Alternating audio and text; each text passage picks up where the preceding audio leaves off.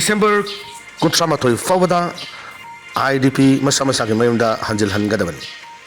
IDP singna thama chumna satagadaba relay sit in protest ngasi dagi lamboi khongnang khongdagi hokre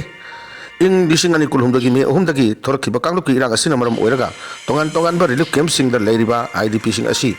India rengangna chaliba December Kutramathoi Fawagi manungda masa masa ke mayumda hanjil hannaba thabak pakatpa hore haina thajaba phikrabasu chingkhong singya da leiriba IDP sing asi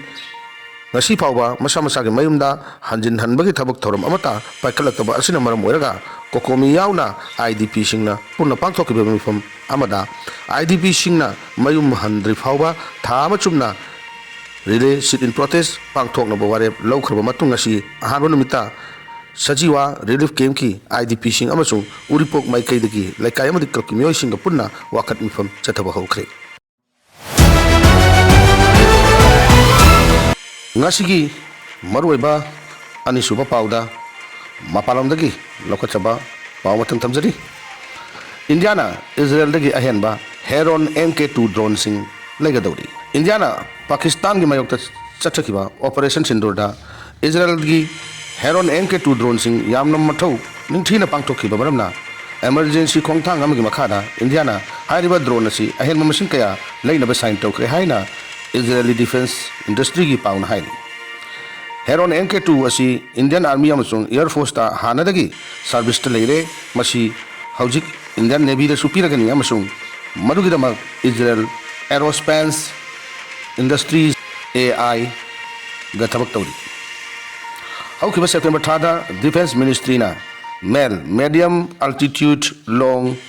endurance drone marfuga taret leinabagi damak haijarakibani hairi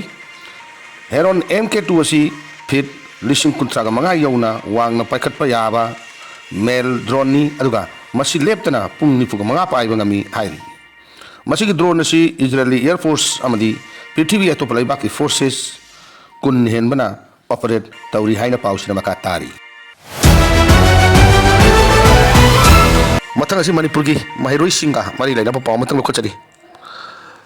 mahiroi singna school changdana lambi lamhangda laithokpa khudakta lekadabani fesok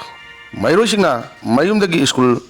chatkhraga school di changdana class laithoktuna lamjau sorok amadi lambi lamhangda laithokpa yauri bising asi khudakta gadi lekadabani haina Federation Students Organization Kanglipak ki Secretary Education and Library Soibam Davidna Torok Pachero Lamana Hairi Pesok na thami wafam asi mahiroi singna thawa wawoi daba usitaba utuna asumna makhatana chataduna tawramba thengnarabadi maduda tholakpa afafatta punuma mahiroi masa masana amadi makoi mama mapa websingna pugadabani haina pesok ki chero lesina makhatari school authority singnasu mahiroi singi attendance sang naina check tawbiduna mama mapa websingda inform tawbiu loinana mahiroi singna school lakpa matamda mobile phone pairaga lakpa amadi sahi sudana gari macha pudana lakriba asisu school authority amadi mama mapa oibsingna kodaktagi thingadabani haina serol sinema khatari hayeng su channel sina anugo paguluna suksoi sodana laksage suksoi sodana ngaibiramu loinana channel sibu subscribe tobiramu thank you all